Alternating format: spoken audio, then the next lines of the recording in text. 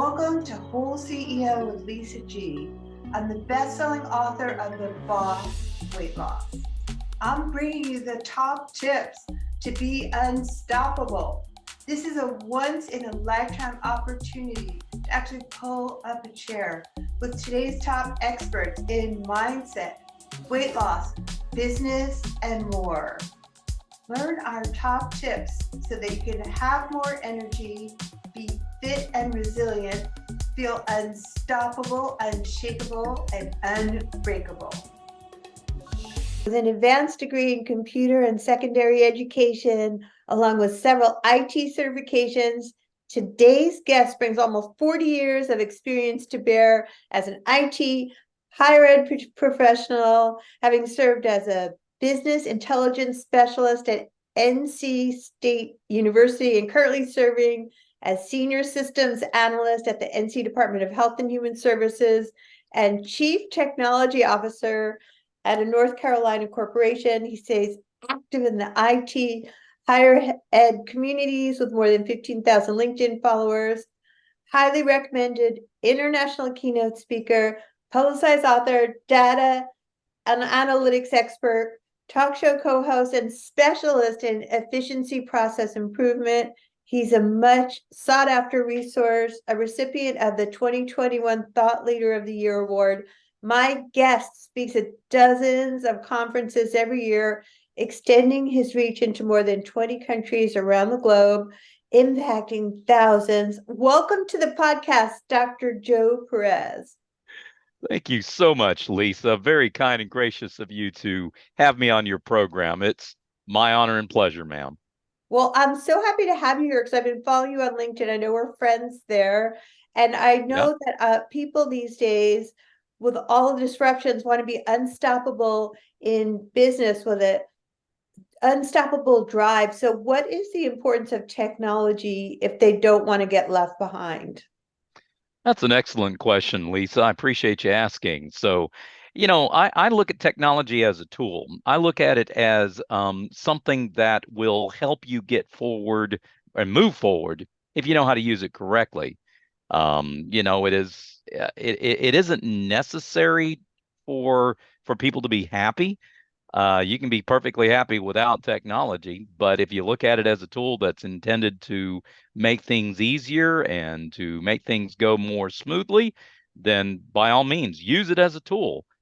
Don't let it be your go-to thing. Don't let it overwhelm you. You ensure that you're using the tool rather than the tool using you. Exactly. I'm Yeah. glad you said that because I was thinking the same thing. I love AI and tech, but it has a place. It does. It does. And it's never some people use it as a crutch, and they use it as, I don't know, something to excuse themselves from having to do any work, Yeah, excuse themselves from having to put forth their own creativity, let the machine do it.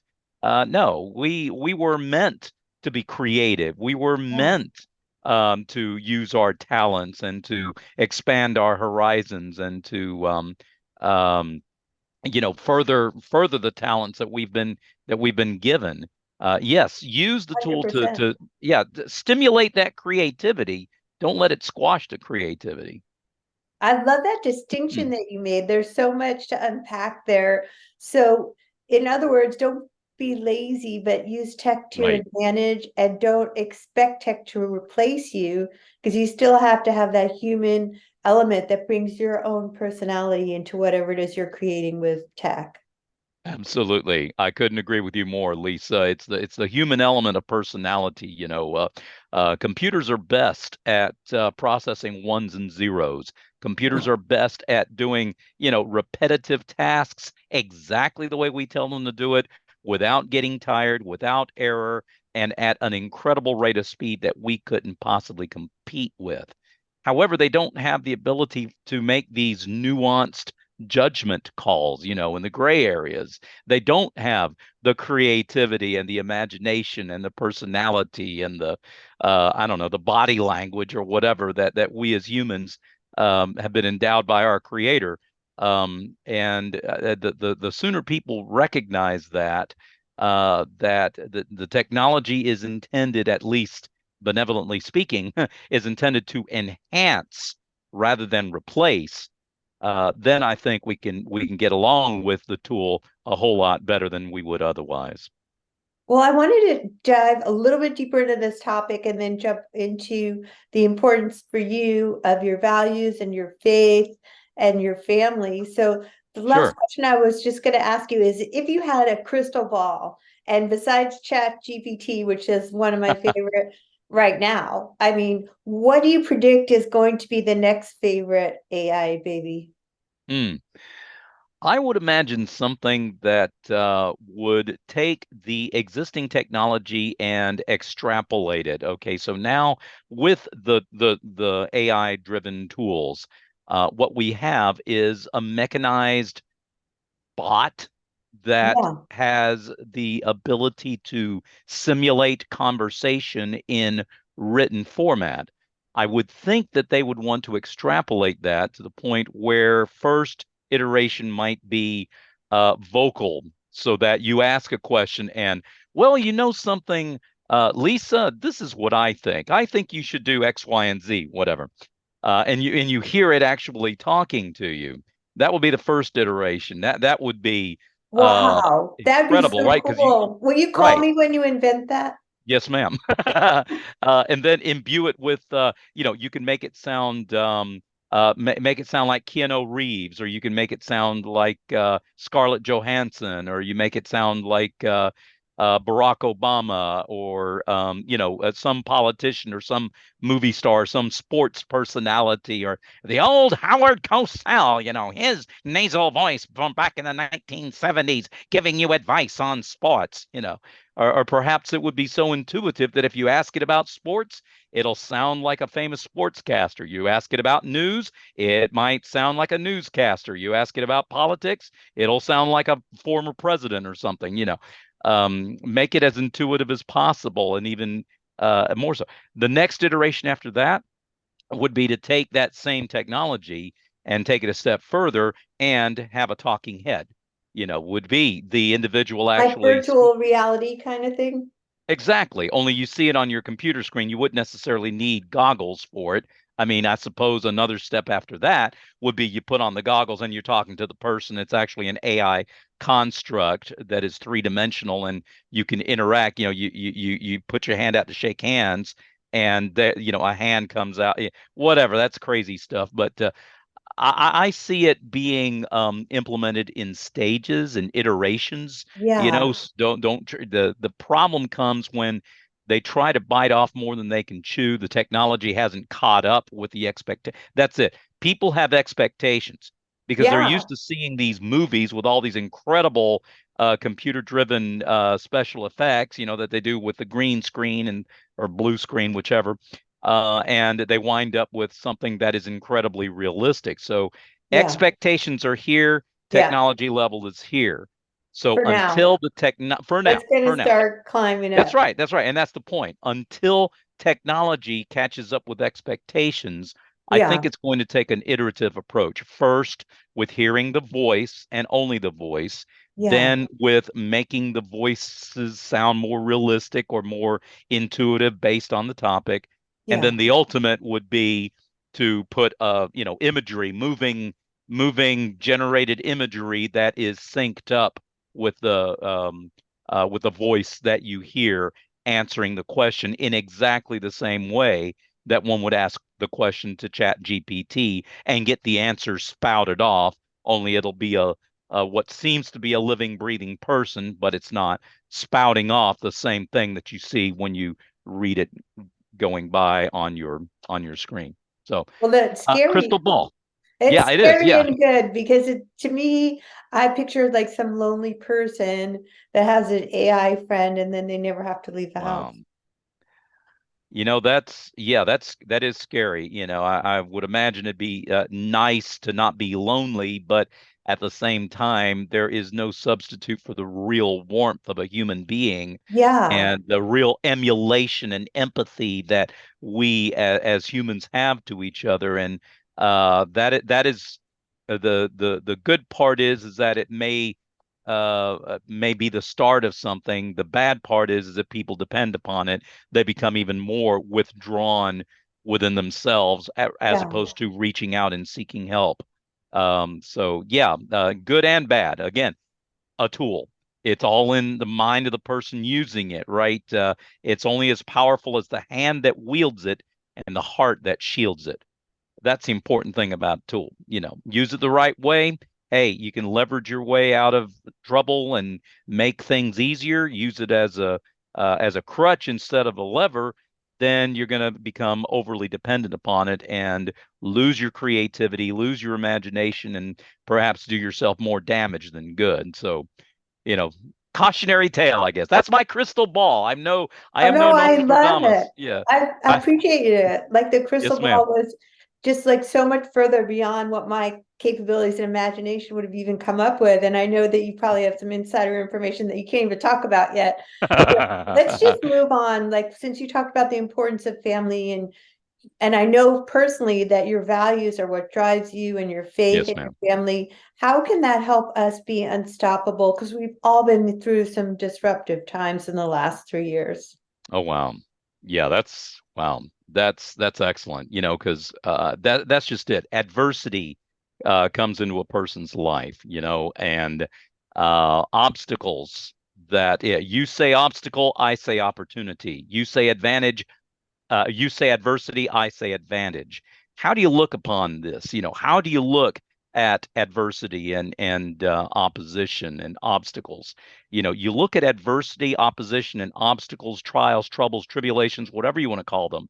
These setbacks, these roadblocks, these walls that come up to block your path and to stop you from doing what you need to do, from pursuing your dreams and from wanting to be a better person and to brighten somebody else's life as well.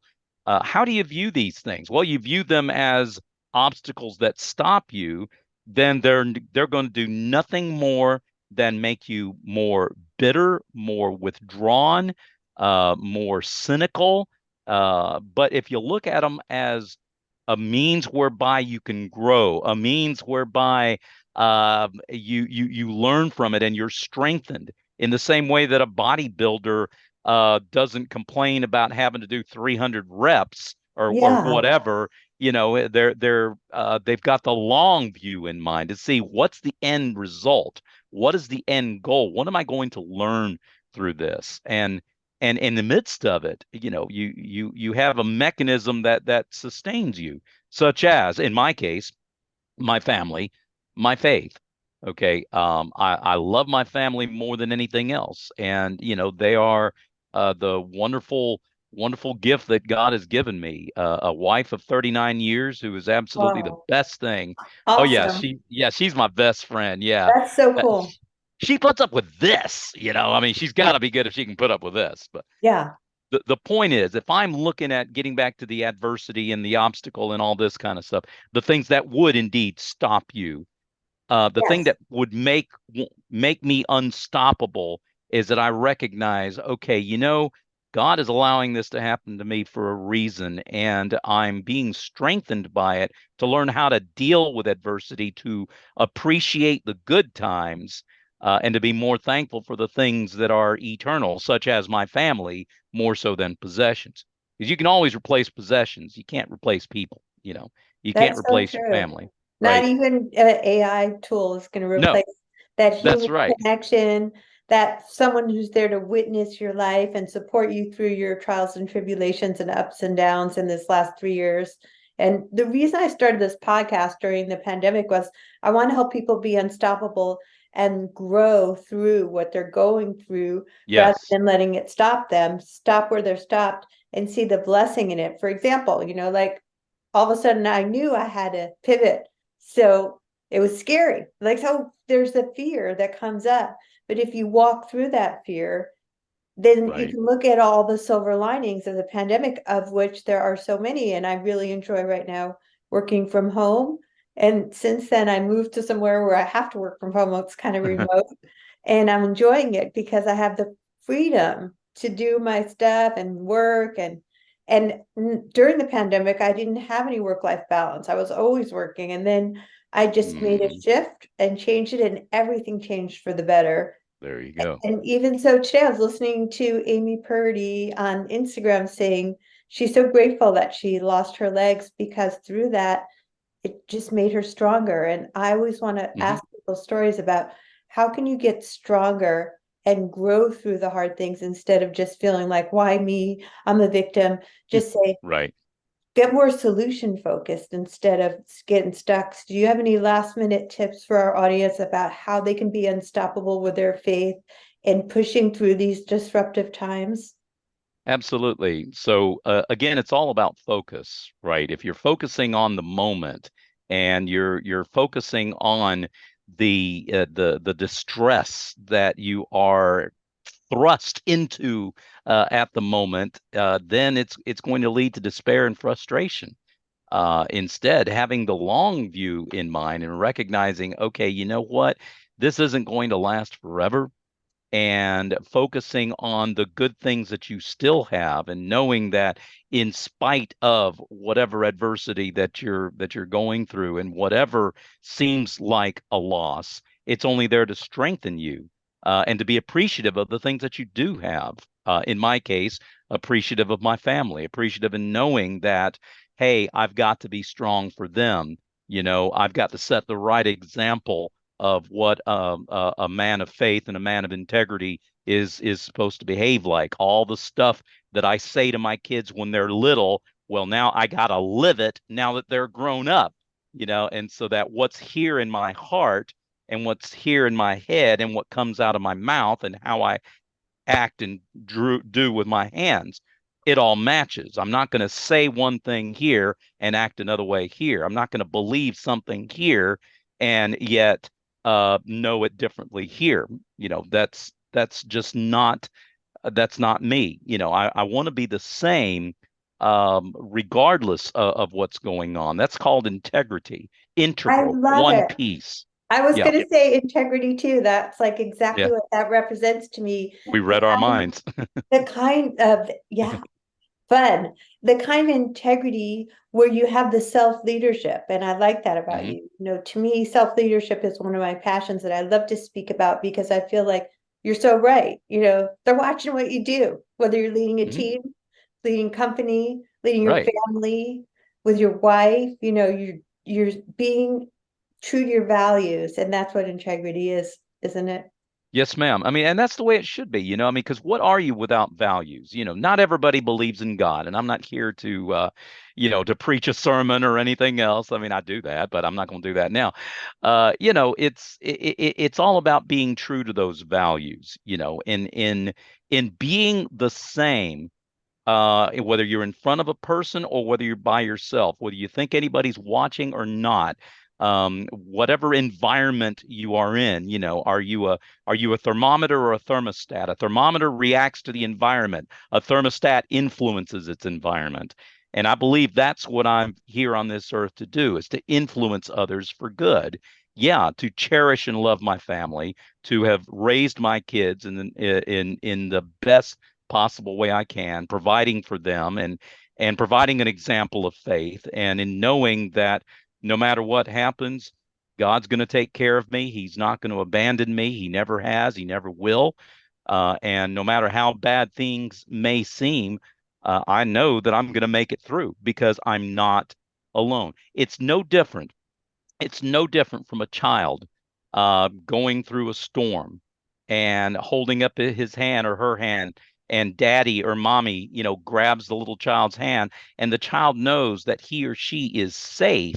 Yeah, did the storm go away? No, but they're not alone. And that's just it. In the adversity is not going to go away. Eventually, it might go away. But for now, you may have to go through it. And while you are going through it, recognize that you are not alone. And I think that's what, in recognizing that there's a purpose for it, that I'm not alone, that I'm doing this for my family, and that, there's never going to be anything put on me that's more than what I can handle by the grace of God, then I know it's going to be okay. It may not be okay right now, but it will be okay eventually. And again, that's how you look at adversity as advantage and obstacle as opportunity. You do that, you're going to be unstoppable. And gratitude too. That was the last thing that you mentioned that Yes. I really wanted to drive home to my audience. I hope you guys are listening to this. Whatever you're going through, we've all been through so much, and that has made us more resilient. And the disruption is your superpower because it shows you that you Right. can have grit and resilience. And gratitude is another last note to leave our audience with, isn't it? Yes, ma'am. And you can have all the grit in the world, and grit's a good thing. But grit without gratitude is grunge, in my opinion. So Well said. I love it. I just made that up. Oh, it's brilliant. Thank you for being such a wonderful guest and sharing your wisdom bombs with my audience. And where can people find more of you? I know we connected on LinkedIn. Yes, ma'am. Is there a better place to send them? Sure. Well, again, thank you once, Lisa, for having me on your program. The honor and pleasure has been mine. To answer your question, Welcome. yes, ma'am. LinkedIn is pretty much the best place. LinkedIn/IN/JWPEREZ. My speaker portfolio is found on sessionize.com/Joe-Perez. And sample videos of my speaking you can find on my YouTube channel. And that's youtube.com/C/Dr. Joe Perez Data. Best place to find me. I respond, shoot me an email, send me a connection invite on LinkedIn. Glad to continue the conversation and try to see what I can do to create value and brighten somebody else's day. Thanks, Dr. Joe. Yes, ma'am. My pleasure. Thanks for coming to Whole CEO with Lisa G. After over 20 years helping people lose weight and get fit, I'm so excited to announce that I found the missing link with my coaching. Message me if you want to learn how to look better, feel better, and go faster with a master. Lisa G at lisagfit.com.